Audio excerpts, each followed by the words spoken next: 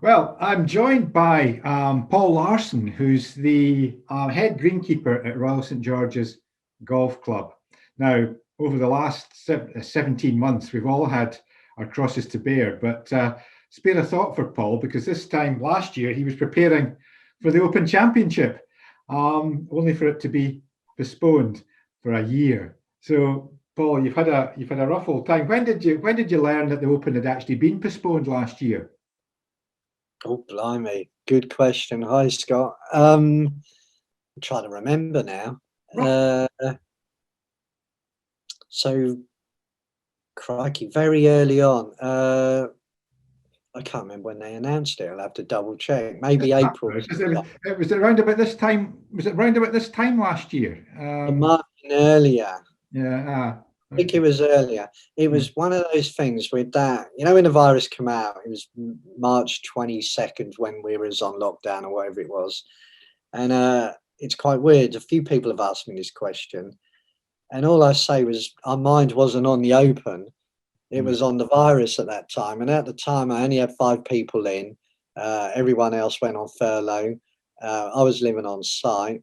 So I had 4 people with me. And we just did the bare essentials on the golf course because we had the instructions that you could only do the basic maintenance just to keep it going, and it really felt that we just had to keep it going. We almost had that heat wave at the same time, so it was like we were just hand watering everywhere, the odd bit of cutting. I mean, to be fair, the fescue was thriving at the time, but it was just the Open suddenly became in the background, and it was quite fearful. When I look back, everyone was quite fearful. I certainly was. I don't think I was OTT, but I was one of the first to take it seriously. And we were doing all the cleaning stuff and everything from the beginning.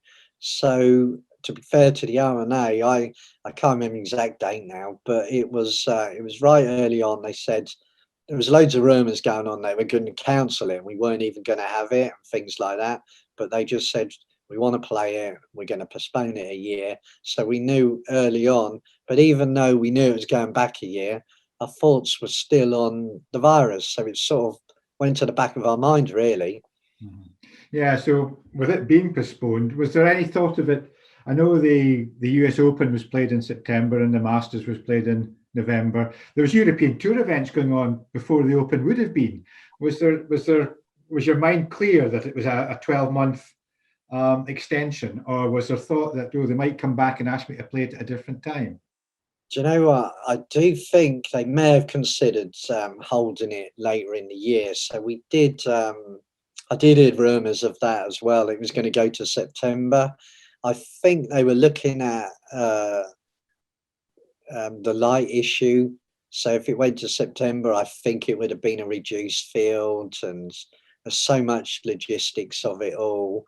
But while they were announcing it, we really were going through the lockdown quite severe. And I personally think they made the right decision. There was no messing about. Everyone's health came first. And you know what? When you think about it, we were only maintaining the course to basic principles of maintenance as such. So I don't even think it was a massive consideration in the end. I think it just was, it's going to be next year. And I think there was the odd rumour we heard, but it was pretty efficient when they come out with it and made it clear that we're definitely going to have it next year, which was quite nice, actually. At what stage was the course at when the announcement was there stands been built? Were there marquees there, or was that before any of that? It was just before the stands were being built.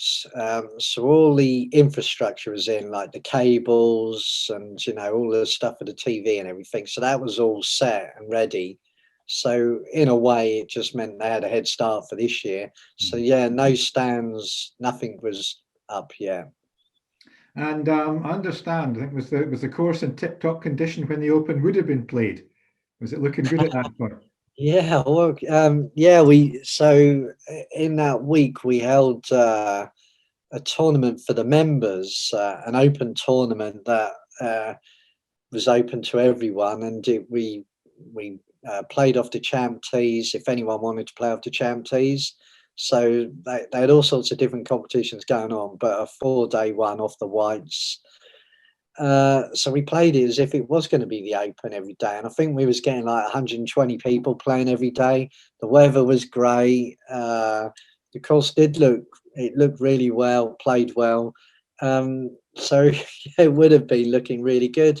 And then a week later, we had, was it the week later or the week before, we had the Rose Series where the ladies played the tournament there, which is the first time we've had a ladies competition here, and they loved it. So it was looking quite nice. Yeah. Mhm. What has it been like with your team and yourself, keeping yourself motivated for 12 months? Has it been difficult keeping from a motivational perspective for yourself and the team? Good question, but no, in a word. Basically, the story seems to start when we lost a lot of grass from the drought in 2018. We haven't really 100% recovered from that. So when it went back a year, the fairways are great. All the playing surfaces are really good, but the semi-rough was getting quite hard to get it back. Had a lot of soft broom in the semi-rough, so I tried to do a load of overseed and eradicate that. So the guys have been hand dressing the semi. I didn't want no top dressers over it, and I've just done it old fashioned by hand. And I mean, we're still doing a bit now, actually. There's a few still areas we need to work on. So really the motivation has been, can we get that up to scratch? The bunkers are pretty good, but the tops of them we wanted to get better, and we've got them better as well. So it's been a massive, the motivation was always there, and it was like we've had 12 months extra of motivation to try and get it a bit better. Was there a date in the calendar that you went back into championship mode? I Do you know what? Even from back a year, we've been in championship mode because we've been working on all the air. Really, we want the course to be its best all the time. And after the drought, it's still recovering. So we've been kind of rushing it to get it through. Within the back of your mind, the Open's coming and the days are going quicker and quicker. And I want the days to go slower and slower. And then I want more rain and I want the proper weather and everything.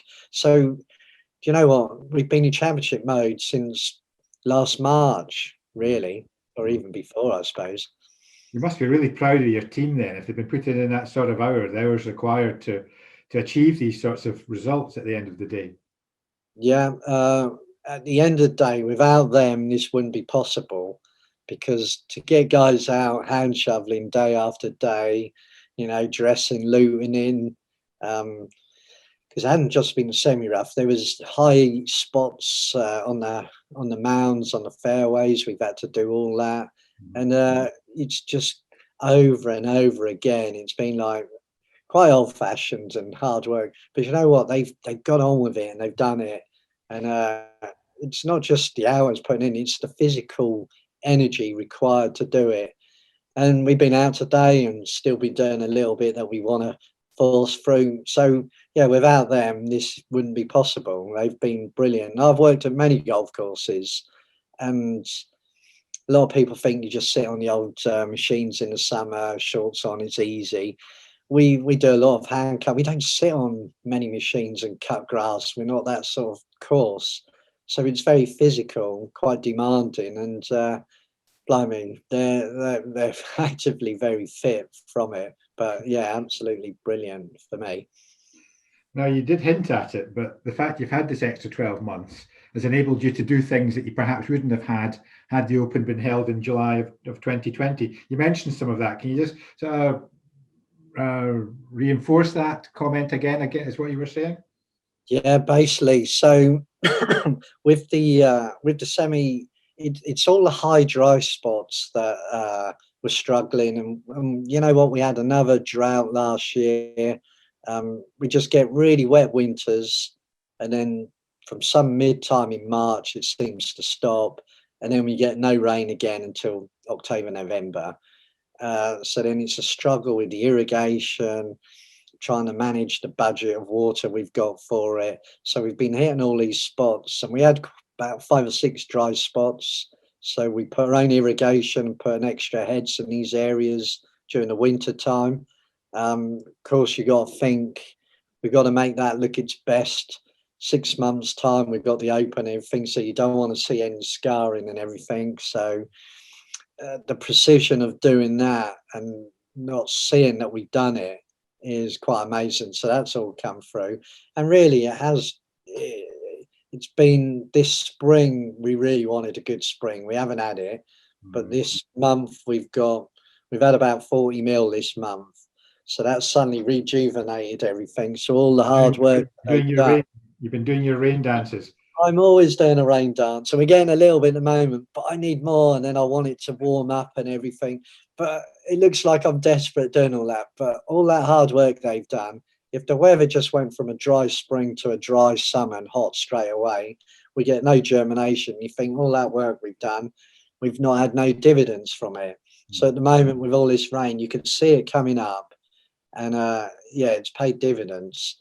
I mean, there's been the odd setbacks. The bunkers are a year older because we didn't build any this year. We wanted them. We don't want them to look brand new, and the whole point was to stop building them the year before the open. So of course we've had 2019. They were ready for 2020, and then you get to 2020 and we're like, oh, what are we going to do? I think we rebuilt 3 bunkers, so we've left them. But then we had quite a hard winter as well, with a lot of snow at times and the frost. So some of the tops, the insides have cracked a little bit, but we're having to find a way we can freshen them up, and so we've got a few techniques to get them right. So the bunkers are at the end of their 5-year cycle. Really, we might have done a few more last year for this year, but we didn't, just because we wanted to keep them a bit more rustic. Yeah. Other than that, is the course just as it would have been 12 months ago? And you haven't done any tee work or any other work in the course? Not for the actual championship tee. We built a few new tees for the members, but we've done nothing that affected the course for the open in no way. All we've done basically is try and make it better, finesse really, rather than anything major. I know you've been working from home, and your home and where you work is in Kent, and we all heard of the Kent variant, although it's been superseded by the Indian variant now. What's it been like down there? Have you felt particularly threatened? Has it been had a big impact on you and the team down there?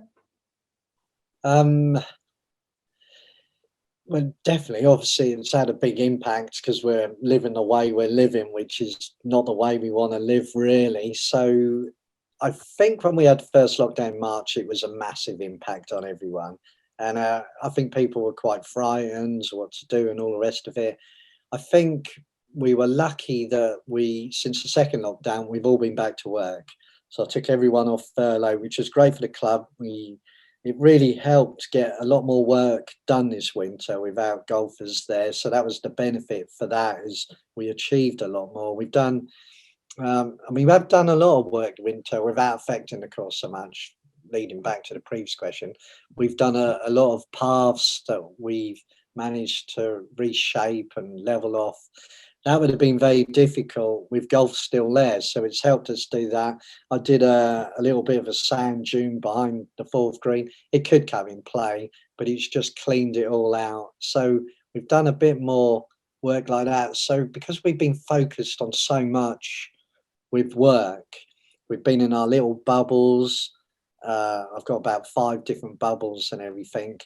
It feels like, because we've gone through it now, that we're more resilient, but we're definitely not paranoid of the virus. And I've had this conversation with people who worked in offices or have been on lockdown for a long time, is they're actually a bit scared to come out of the house a little bit, whereas we've just kept going. And I'm not saying we've relaxed, we still follow all the rules and everything, but we're just a bit more, we're going to go out there and we've got work to do and we're going to get on with it. Because it helps to focus the mind, doesn't it, to a large degree? Now, what will you and the team be doing between now and July? Have you got a priority list? Have you got things that still need to be ticked off in that list? Yeah, so at the moment, it's this week we've been flat out just trying to get the last of the semi-rough to come through. Some of the dry areas are still a little bit patchy, so we've got to get that done for the weekend. We've got rain coming in this weekend, and then it is what it is after that. So whether the seed comes through, hopefully it should come through all in a couple of weeks, and then after that, it's the normal jobs that we've got to do. The finesse jobs, you could say, but basically, hopefully, we just get into cutting and grooming and all the rest of it on the greens and just focus our minds on that, really. Have you got all your plans in place for the week itself? How the routines, the rotas will work for that, and getting your greens cut and what have you? We have a plan of everything we're going to do. Believe it or not, this is going to be a very unusual open because of how we're using the volunteers. So I've obviously got my guys at the moment. Normally we'd stay on sites and we'd have bunker bins for the guys, and they're all on site and can basically don't have to go home, and you're living away for 10 days. Well, everyone's got to go home and leave the site, so there's no bunker bins this year. I've had to get 25 local volunteers to help. Normally we have 10 people from the other open courses, or 9 I think it is, and then normally I'd bring in another volunteer team to help me out who would stay on site. So yeah, we've got 25 from the local golf courses who've never, we've got to sort of train them up to get used to what we're doing, because this will be a big thing for them. So that's going to be quite a bit of work to get through that. So we've got a plan of what each one's doing, but I'm hoping they come here for a day's training beforehand. Make sure the lines are nice and straight. Well, yeah, and you know what it's like hand cutting here when it gets quite dry and everything. It's quite hard to see where you're going. So I've got some ex staff coming back as well. So there'll always be one of my guys with one of the support staff. So it's going to be interesting. I'll let you know how it goes after the Open. Well, the other thing is nowadays the TV, we've got drones, haven't they? They've got the overhead shots of everything, so there's no hiding place when you've got these cameras on the drones, is there? But spook you. Now, how do you think you'll feel when the week's underway? Having had longer to wait for it than any other head greenkeeper or course manager in modern times, the feeling of, will you have a feel? You tell me what feelings you're expecting to have during the week of the Open, and when that final putt goes down in the Sunday afternoon. Well, if it's anything like the last Open, pure relief when that last putt goes in. I was changing holes for the last one and painting them. That's one job, but you can't relax until the final hole's white painted and cut, because then it's. So I'm glad I'm not doing that this time. But do you know what? I don't live for the future. I plan what we're going to do. And there's always a plan of how we're going to get there, but I don't try and think of what that feeling's going to be like. I just accept it on the day. It is what it is. Hopefully it's a nice one. Otherwise you start worrying what it's going to be like and all the rest of it. Every day is a new day, and that's it.